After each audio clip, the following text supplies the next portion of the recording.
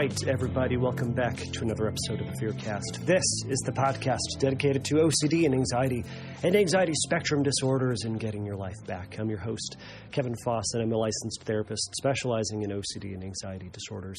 And thank you all so much for joining me for today's episode. This is another audio question episode. How exciting, am I right? Very exciting, very exciting. But before I get into that, let me tell you about the podcast for those of you who are new.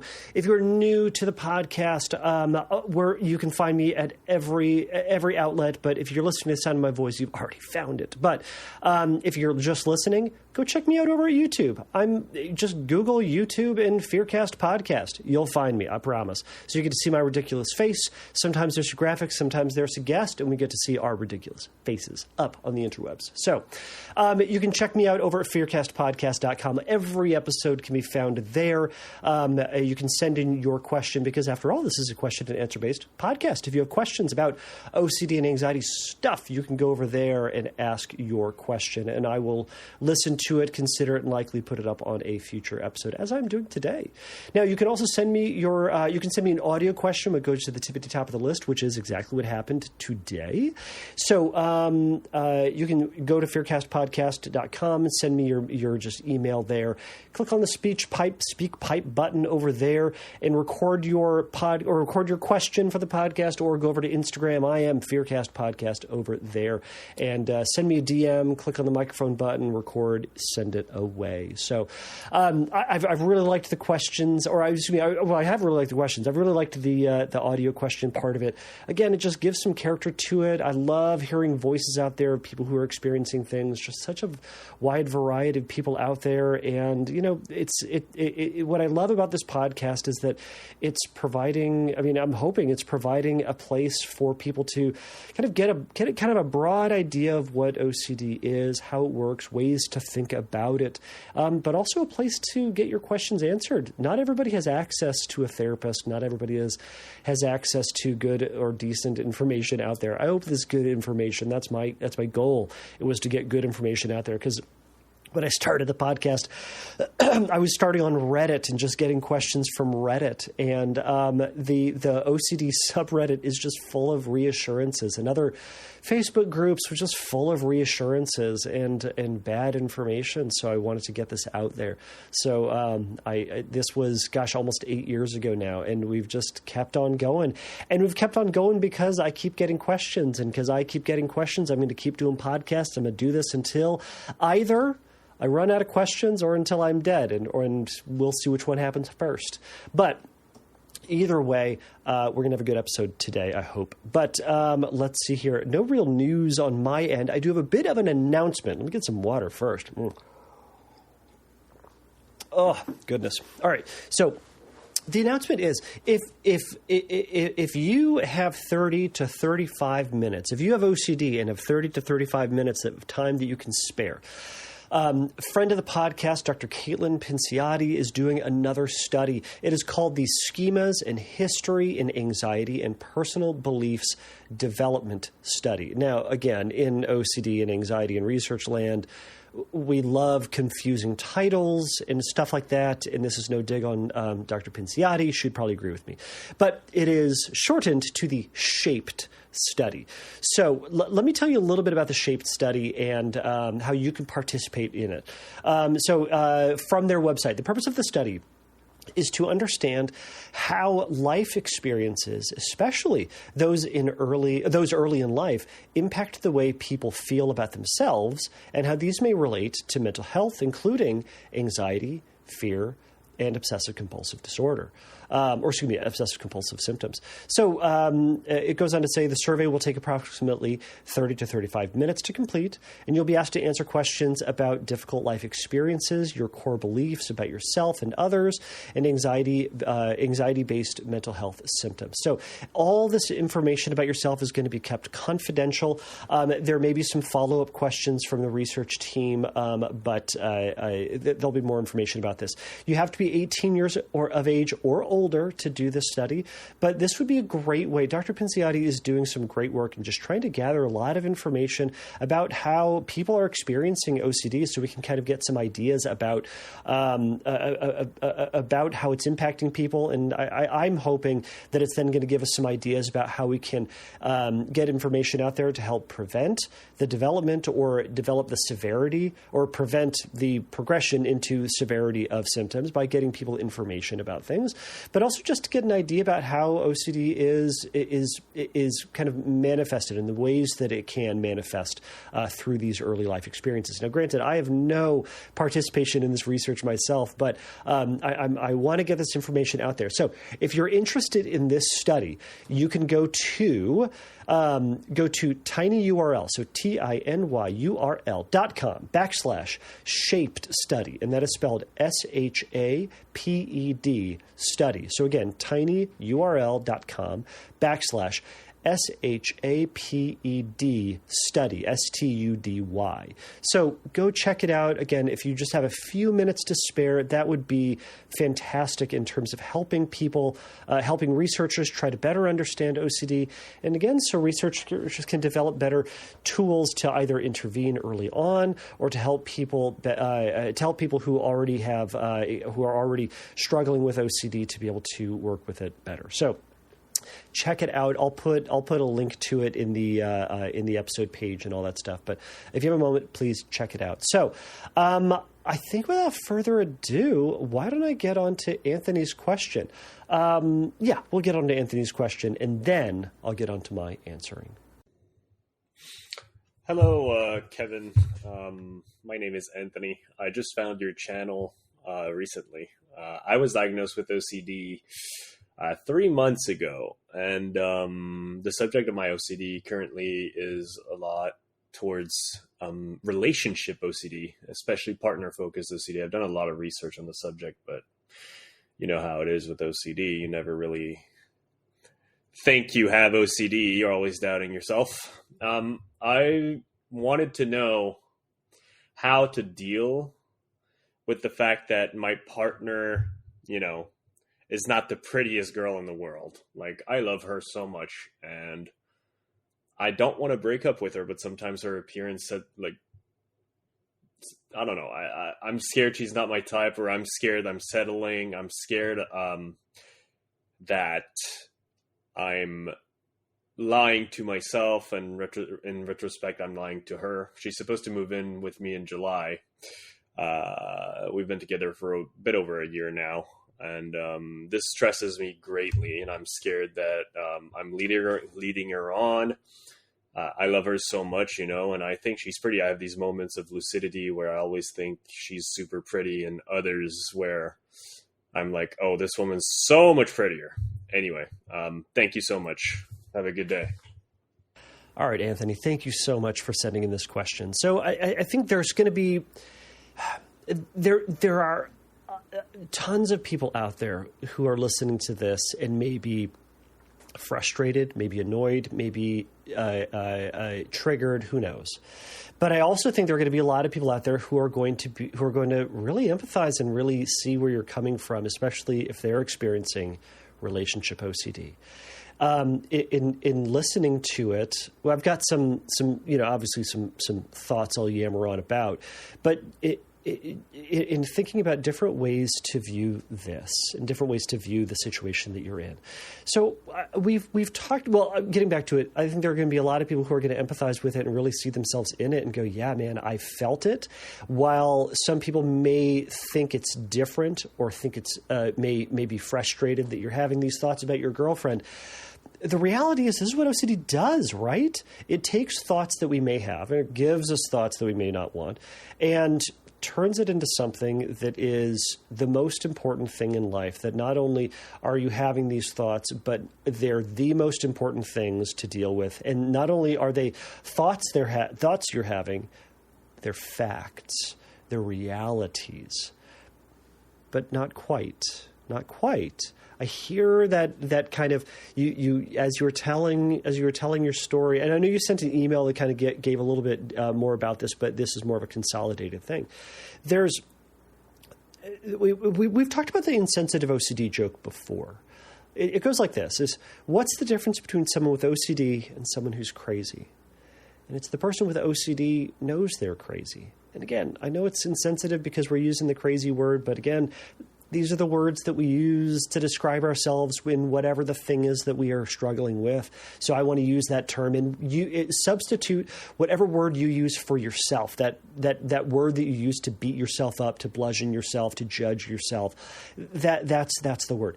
But the difference between these two sides, the person with OCD and the person who's crazy, is the person who's crazy only has that feared side of their brain, whereas the thought they have is fact. It is only reality.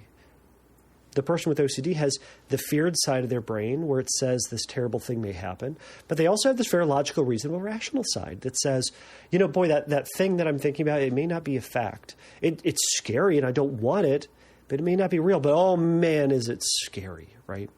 Logic and reason doesn't have the superpower of fear and of physical discomfort and that urgency feeling that OCD does. So you're at this battle. So as you were telling your story, it started out with that fact, right? That fact that, she ain't your type and she is essentially unattractive, and you're leading her on, and you're being this malicious, awful person or whatever it may be. But then you also said there are these moments of lucidity that you have, this moments of clarity, where you view her as wonderful and beautiful. And I think you were saying maybe even you view her as being more beautiful than you and more beautiful than you deserve, or something to that effect. And you're kind of going back and forth, and that's so indicative of relationship OCD for a lot of people. My stance on we'll get into that, but I want to start this by going over a couple of reality things as far as relationships go. All right, and as far as just humans go, really. And so, number one, neither of you are perfect specimens. All right, I know a lot of the obsession, it sounds like, has to do with physical appearance. I don't know what you look like, Anthony, but you ain't perfect. You're not.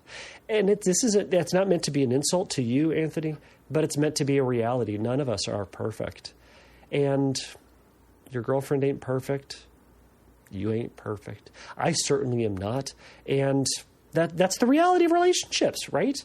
So because of this imperfection, we're going to notice that there are other people who may have a more perfect thing that you're looking at, or have a better thing or more desirous thing to you, right? May not be to everybody, but to you. And that's one of those realities, and your brain's caught on to that. It's caught on to that. The other is, and to that point, is both of you can find someone who's more attractive in some sort of way, right? And fill in the blank with attractive, with better than in some way. Someone who's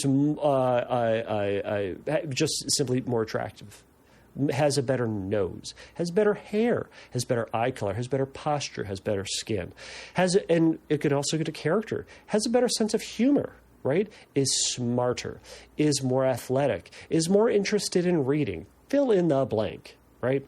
Because ROCD can grab onto anything, and to say that thing is not just something that I'd like out of a partner, but it is vital, is necessary for the longevity, the success of this relationship. And we'll talk about feared stories. Of course, we will talk about feared stories in a moment. But that's one of those realities, is there will always be someone that has a better version of whatever that thing is, right? It's reality of all relationships. All right. So another reality. You two are only going to get less attractive. All right. I hate to tell you this, buddy, but as you live your life, you will continue to get less attractive than you are. This is how it works. We're going to get more gray. We're going to get more hunchy. We're going to get more spotty. We're going to get more wrinkly. We're going to get something, and that's what life is, right? So if the entire focus and if the entire focus of your energy right now is on the looks of your partner, man, oh man, just wait. It's coming. It's coming for you. And I say that for myself as well. It's coming for me. It has come for me, despite this amazingly glorious, curly, beautiful mustache that I don every day now. It's just hiding the rest of me, and that's okay. That is okay.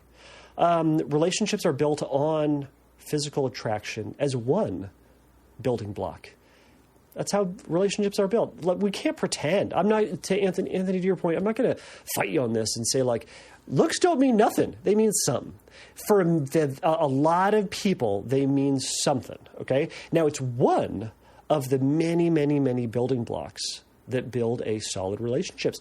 But if you're saying that one brick is the only brick that matters, then guess what? As you get older, as you just simply look around, you're going to notice that house of relationship is going to start crumbling on the ground, right? So that's a reality that we need to start expanding our view into the relationship outside of just looks, and to say, well, what else is there? What else brings me to the relationship? What else keeps me in this relationship? Let's say looks change, and they will.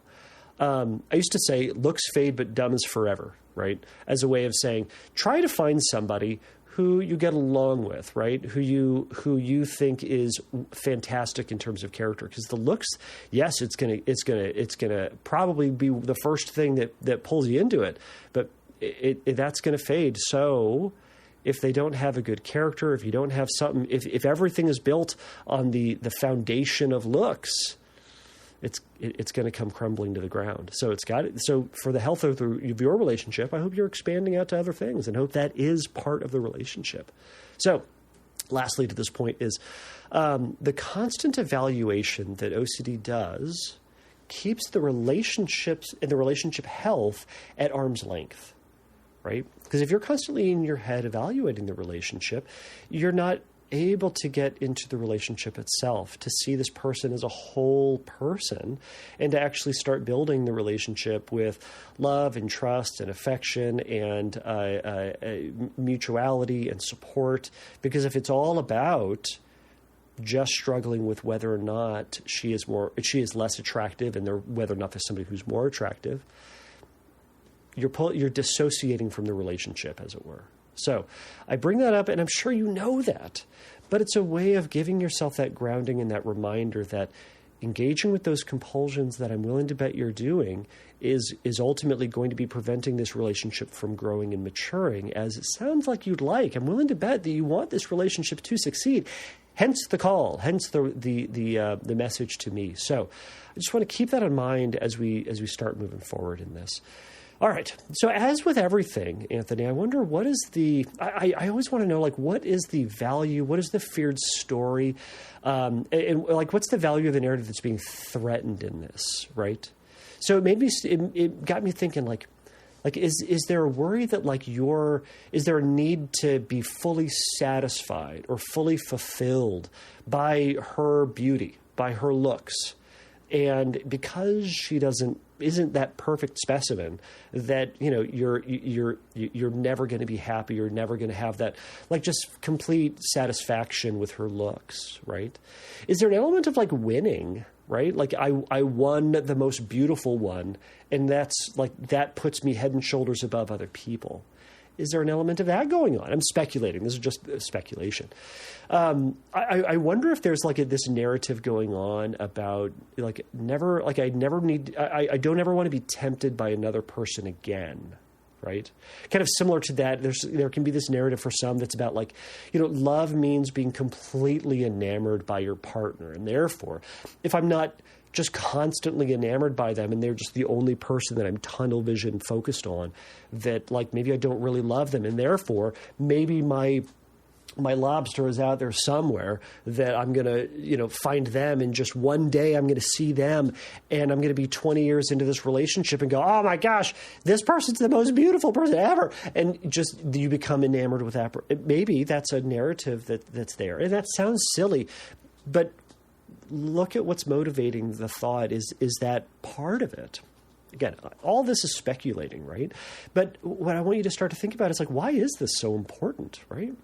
Another classic one is, you know, I should be able to know this basic thing, right? Should, right? We know that cognitive distortion of should, these rules that we place on ourselves. I should be able to know who I am attracted to, right? I should be able to, you know, say I'm attracted to this person, and I'm moving on with this relationship, right? Or I know that I'm not attracted to this person, so therefore I got to break up with this person, right? Or I shouldn't move forward until I know that I'm with the right person or the most beautiful person. Okay. Last one in this, just yammering. Where'd it go? And that I think another classic one is, well, what if I'm just not happy in the future? Or what if I'm eventually or currently or am disappointed in this relationship and disappointed with them, right? So what if I'm never going to be fully happy because they're not fully the most perfect, beautiful person in the world? And all of that, these feared stories, though they may play small roles in it, it's enough to get you to go back into that rumination cycle, to get you to go back into the things to try to figure out, to solve, to understand, to neutralize, or to quell, or whatever it is that you're doing to try to alleviate that tension, that worry, that fear, right? So one of the first steps with any of this, first from trying to think about what's all this doing for you, what's it serving, is to think about the compulsions that you're actually doing. So I'm going to offer just a bunch of different types of compulsions that often people do. And if you go back to my last episode with Lauren Rosen, we talk about mental compulsions in different ways that impact people. And again, go check out her book. This may be really helpful. You can check out Shiva Raje's book on relationship OCD, which would be another great one. She talks a lot about the myth of the one, Motu, myth of the one, and the one person being the most beautiful person out there, or the most, like, the perfect emotional connection for you, right? The yin to my yang, my soulmate type of person, which none of it exists. None of it exists. But we got good ones out there that we can make a go of it with. And then you got to make a go of it. You got to keep going with the go on it, right? And it's recognizing that there ain't perfect, right? There's a lot, as we've said before, there's a lot of, 0.75s, and maybe you got a 0.81, right? But there's no one. We round up to one because they're pretty good, right? They're above 51. So at some point we make this judgment call for ourselves and say, I'm going to round up and say, this person's the one for me, provided you're practicing monogamy, and anybody out there who's practicing polygamy or polygyny or whatever the polys out there.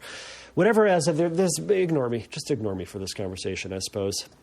Actually, that'd be a really fun conversation to have. If there's somebody out there, so I'm putting this on everybody's radar. If there's somebody out there who has ROCD and they are in poly relationship structures, I want to talk to him. I want you on the podcast. I want to hear how it works. I want to hear, so we can talk about another various ways that anxiety manifests, and that would be super fun for me, interesting to me. Okay, I got off track. All right, let's just go back into these compulsions. All right, so there are obviously, we've talked about mental compulsions and external compulsions, right? Overt and covert, right? Overt, outside of yourself. Covert, the ones secret, hidden, right? The ones that other people don't see, but we do it. We do it a lot in our head. All right, so the mental compulsions, are you comparing your girlfriend to other women, right? Comparing them to past partners, perhaps, right? This person has this, which is mo better than what she's got. Oh, but they have this. Oh man, that one's even better, right? And then similarly, a quick one that comes quickly after that is evaluating your attraction to them based on that thing. Even another mental compulsion that often happens is that comparison of, like, that evaluation of your feelings, right? When you're with them, how do you feel? Do you feel attracted? Do you feel the butterflies, right? Do you feel the pull towards them, or are you not feeling it? Or do you not feel it enough? Or do you not feel it in the right way, where somehow that one time with that one person, or theoretically you could imagine feeling it in a certain way?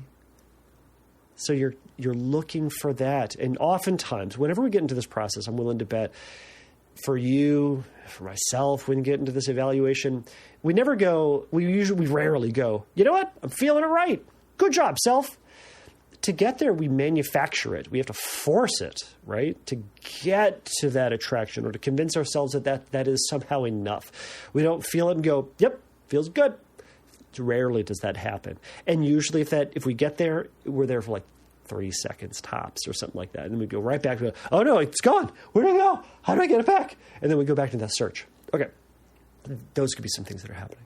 Are you predicting the future, trying to imagine like what your future with this partner is going to be like, right? If you feel like this now, well, then what's going to be like? Man, I went real Christopher Walken there.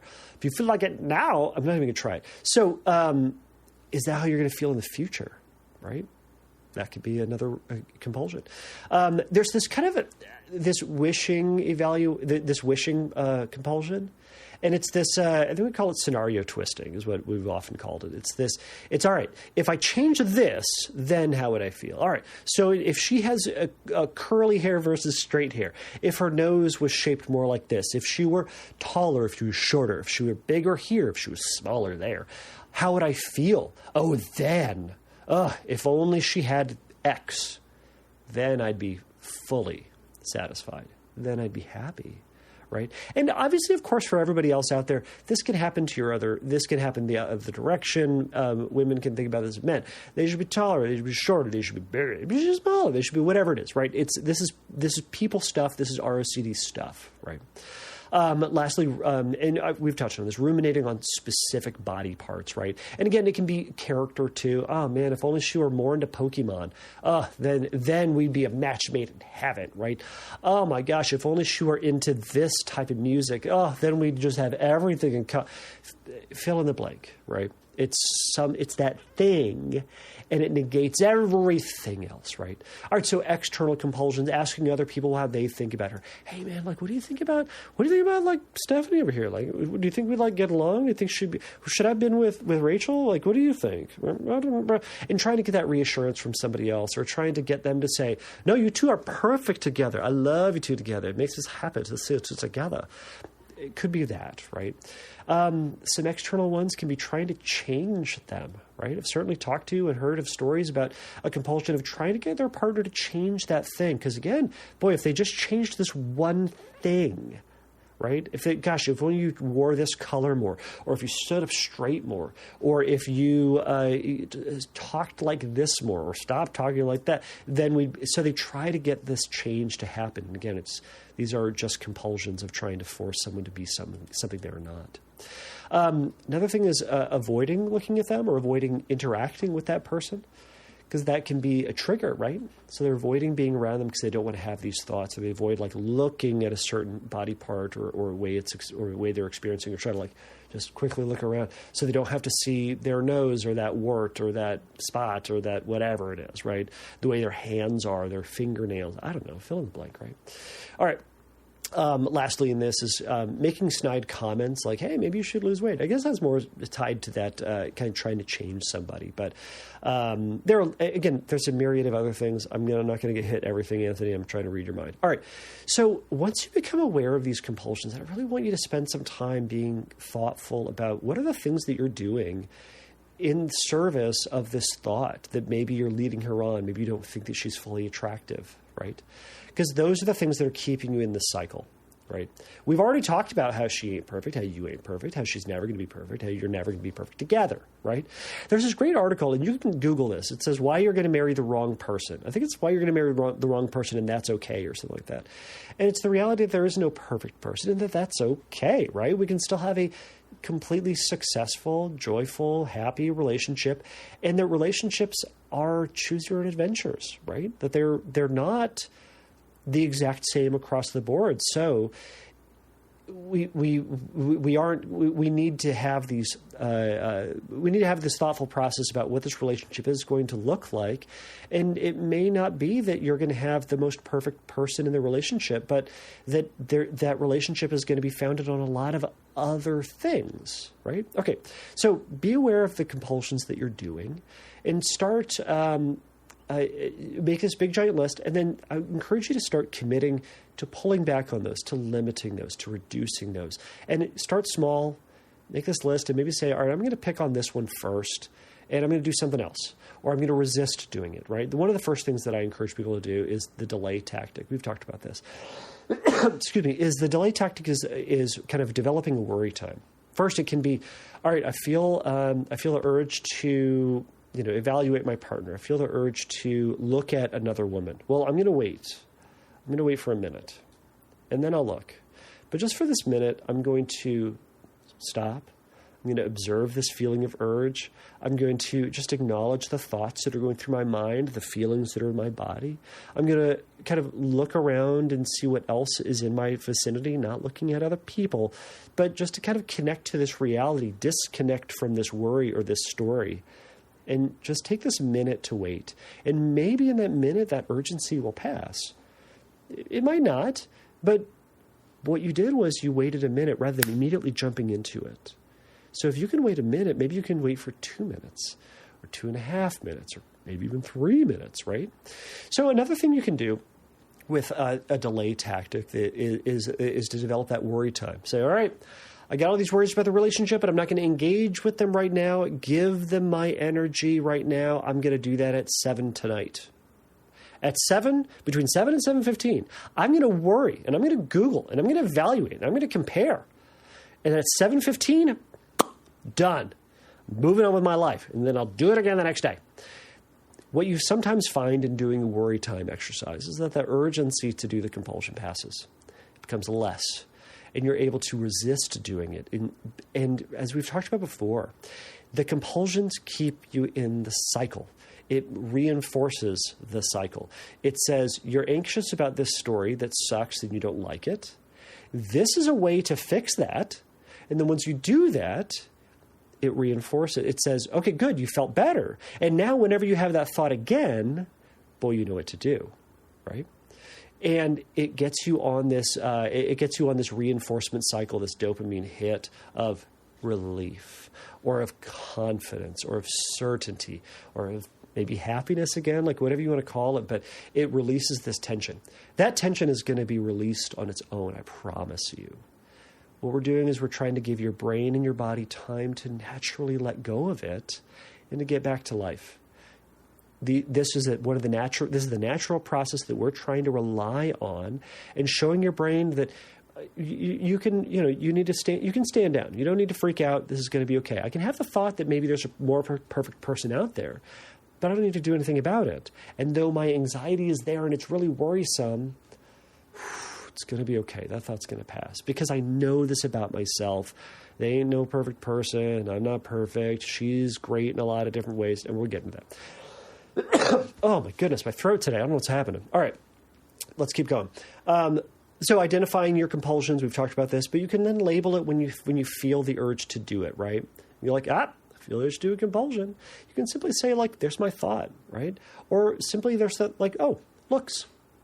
Right? The comment about looks is a word, a code word that embodies this whole thing. It says, I've got this worry, I've got this thought, I've got this narrative in my head, but I'm not going to engage with it. It's, to kill a mockingbird. We may know what that is. Charlie and the Chocolate Factory, Star Wars. We know what these things are just by me saying this thing. And it encapsulates this whole big story and feelings that you get from it, right? But we don't need to engage it. We just go, Star Wars thought. Yep.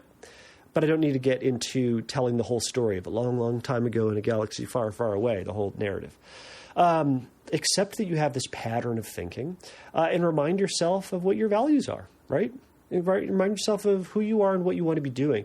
And I'll share more about that in just a moment. But acknowledge, yep, I see it. I know this pattern. I've been there before. I'm going to choose to engage with something else. And to that end, choosing to engage with current activities. What's in front of you here and now? Is she in front of you in that moment? Well, great. How do you engage with her, the entirety of her, as opposed to that one little thing, her looks?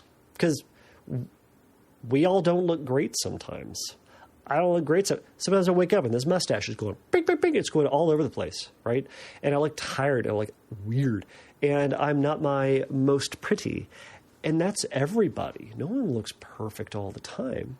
And your brain knows that, and you know that. And part of what we're doing is we're giving this person the grace that you would want them to give you. And so we're thinking about, how do I disengage from this action that may be against your values, this critical, judgy thought process, and instead to acknowledge that, all right, your brain noticed that maybe they don't look perfect that day. And I'm doing two things here, everybody. I don't know what his partner looks like. I don't. I don't know how pretty or unpretty or conventionally, you know what I'm saying, she is or she isn't. I don't know, and I don't care. It's the idea that it's the reality that sometimes we don't look perfect, and that's going to trigger thoughts.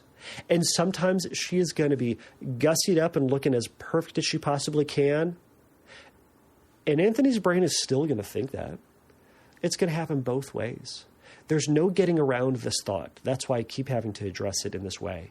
So I don't care if she is indeed a supermodel and looks perfect all the time, which I know supermodels don't.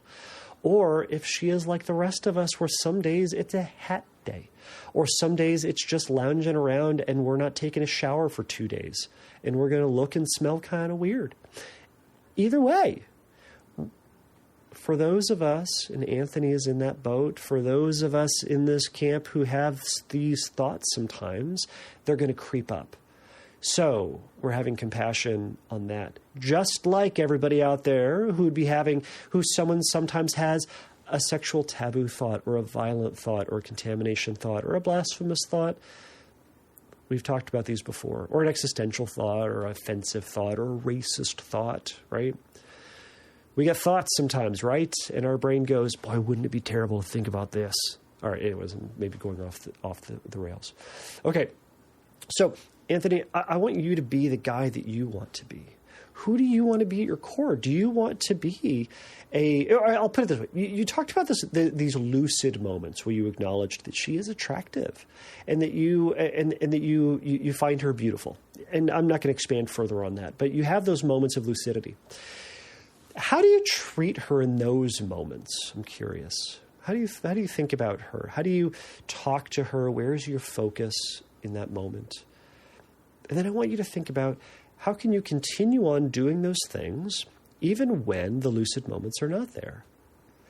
Or another way to think about it is, what if you only had those lucid moments? How would you treat her? More particularly, where would you put your focus? What would you think about? Would you engage in this compulsive process?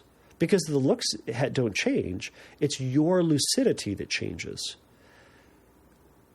Would you think differently? Would you treat her differently? Would you interact with her differently? I want you to think about how you do that with her now, because you already do it. I'm willing to bet you already do that stuff. So how can you be intentional, be specific about that and doing those things, even when your brain is on fire and it feels like she is just this gargoyle that is here to torment you, and this troll that comes out from under the bridge and has lied down next to you and just looks at you with her 3 eyes and her 2 teeth and just wants to just say, I love you. I see you. You're so beautiful, Anthony. Whatever it is. How would you treat her? How would you treat her with kindness?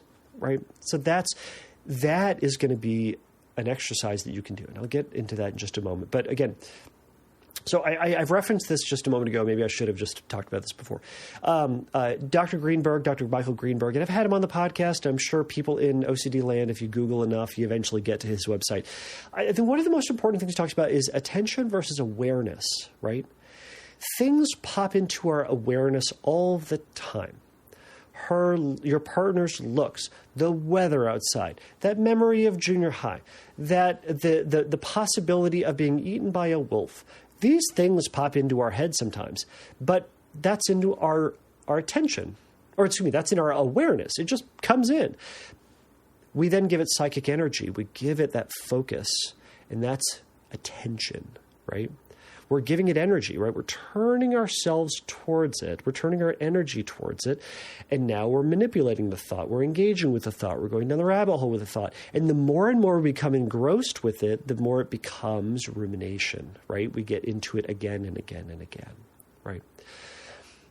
What we want to be practicing with this is acknowledging that that thought may come into your awareness, but we want to be minimizing how much attention and energy you're giving it. And be thoughtful about what you are giving energy to. Are you giving energy to her in a positive way? Are you giving energy to the thought in a way that is not the way you would like to? You don't want to be spending time with that, but you do it anyways out of fear, right?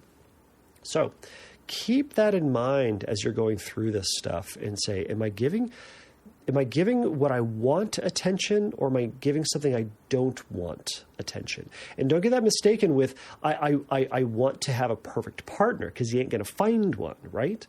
It's, am I giving a thought process that is a thought process that I enjoy, and that I independently, whether or not the outcome is, I love this thought process and I love engaging with it. Do you? Or do you like thinking about damn near anything else? I'm willing to bet it's the damn near anything else part. Okay, so here's some exercises. I want you to think about, oh my goodness, again. Woo. All right, so some games we can talk about. All right, how's my computer doing on battery? Good, we're working. All right, we're going to get through this quick, I promise. This has been a longer episode than I anticipated. All right, so this is not the end-all, be-all exercise. But I want you to think about why you're actually with them, why you're with your partner, right? Make a list of these characteristics that you actually do enjoy, that you actually like, right? When you do this, I want you to resist using that time to focus on what you don't like. I want you to be intentional about, and spend a week on this, saying, all right, I'm going to make this list. And every day, something that comes in that's positive, that I love, that I like, that I enjoy, that I appreciate about my partner, I'm going to write it down. Now, when a thought comes in that you don't like, we're not going to spend time ruminating on that. We're going to say, well, that's there, okay, but what else is there? What else is there that I enjoy, that I like, that I want? It's this interesting exercise where you start to put your efforts into something else rather than engaging with the negativity and the criticism and the rumination that I'm willing to bet that you're doing quite a bit of. Now, this can become compulsive if you're using it to try to prove that she's right, or prove that you're right together, or prove that she's perfect, or something like that, right? Now, in those moments, if you can't find anything in that moment, and your brain is just going towards negative, go, all right, my brain is just focused on the negative right now, and I'm going to get on to something else, and then drop this exercise, right? We're trying to minimize the amount of time that you're ruminating about that. And instead, if you can't think about anything positive, all right, well, then move on with life to whatever the next thing is. Positive things will come, I promise. And when they're there, that's where we want to be celebrating those times. Go, oh, man, there are all these wonderful things. And then you can review that list every day. And even though they may not feel right in the moment, we're going to acknowledge that those are there too. There is the one-up game. The one-up game you can play with yourself is... we have a thought, we acknowledge it, and then we add to it. It's the improv yes and approach. So it's saying, yep, I got this thought, and I'm going to build onto it, make it something worse or harder or grosser or more disgusting or more awful, right? It's, I'm leading her on. Yep, I'm leading her on so I can disappoint her when she's 50 and just destroy her life. Yep, that's what I'm going to do. Or, oh my gosh, her nose is so unattractive. Yep, it is. And it's only going to get worse, and it's just going to curl over, and it's going to develop these warts on it. That's like this witch style nose that's going to have that like weird shape, like like Frosty the Snowman's carrot nose, and birds are going to land on it. It's going to be so ugly, but birds themselves are even going to jump off of it immediately because it's so ugly, right? Whatever it might be, we acknowledge and we build. It's going to feel kind of silly and it's going to feel kind of scary, but we're trying to approach this in a different way. We're trying to think about it not in a trying to make it okay way. We're trying to think about it in a silly way or a fun way or a leaning into way that says this thought isn't dangerous. This is a thought that I can play with and manipulate. All right. Another thing you can do is you can say, yeah, maybe I will be stuck with them forever, right? If that thought is I'm leading them on or I shouldn't be with them, yeah. Maybe I am, maybe I'm not, but maybe I am. Or it's, like, we'll see. I see the thought, it's we'll see. And then we shift back to whatever the relationship or whatever the thing is that's going in at the moment. One thing you can do is you can lean into affection. This is especially powerful if you find yourself avoiding and you find yourself trying to resist being with this person. Or not wanting to engage with them because it feels wrong or feels bad or whatever it is. It's sorry, I'm getting distracted. There's a person walking into the office, not my office, but the building, and they've got, it looks like a drumstick up their nose, like a full drumming drumstick up their nose.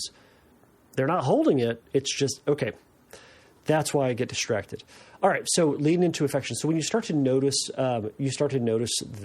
that unwanted body part, or you feel that thought that's kind of dissociating, pulling you away from the relationship, intentionally connect, right? Intentionally say something kind to her. Intentionally hug her, kiss her, hold her hand, get close, right? It's going to feel weird.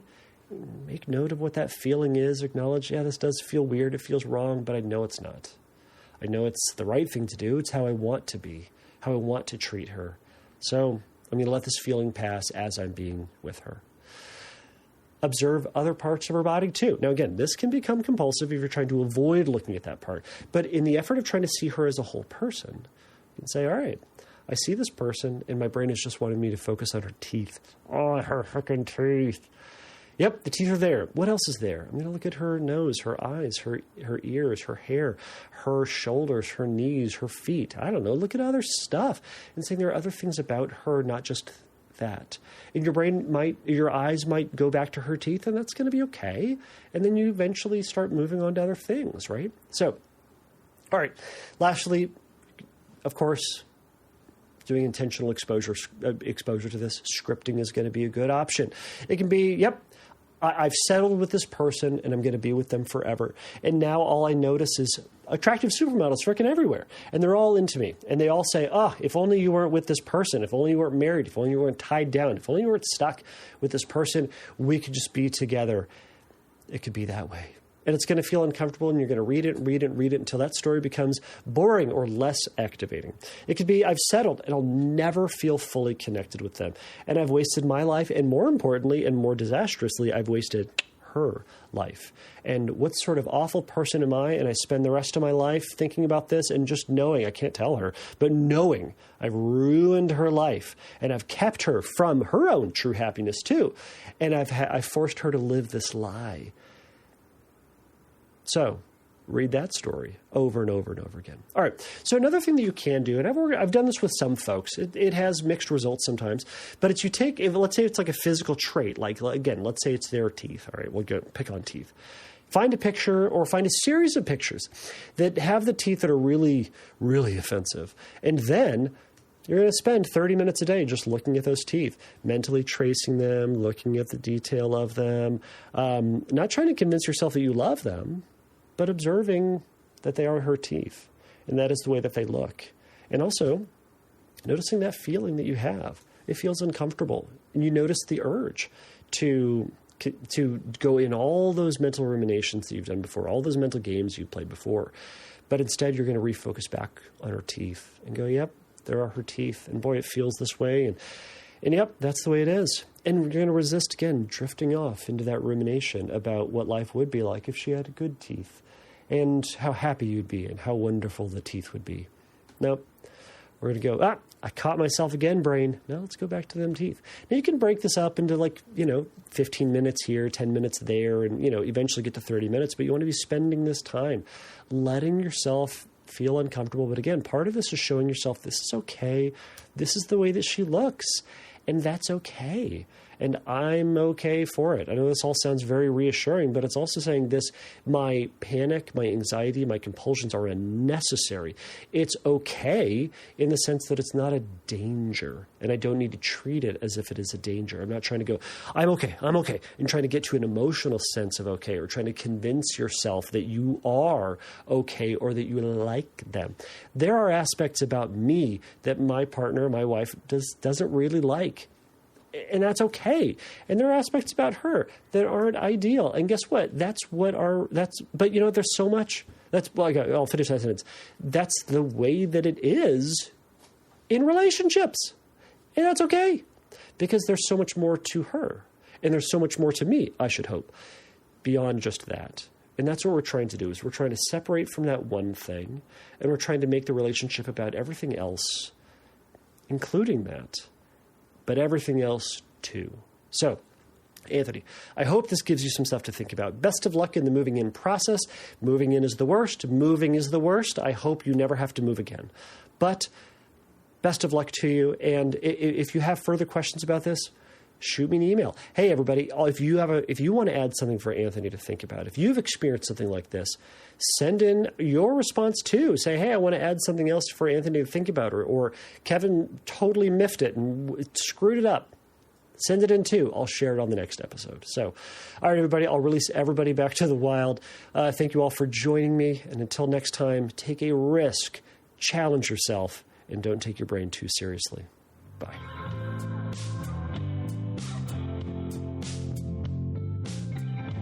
Thank you for listening to the Fearcast. If you would like your question answered on a future episode, please click on the Submit a Question link at fearcastpodcast.com. If you would like your question answered sooner, please send me a recording of your question to questions@fearcastpodcast.com, or by sending me an audio message through Instagram by DMing me at fearcastpodcast on Instagram. If you like the Fearcast, please write a review on your podcast platform of choice. Please remember that the Fearcast is not a substitute for psychotherapy. If you need a little bit of help in your recovery, please go over to fearcastpodcast.com and click on the Find Help link, and there's going to be some information for you there.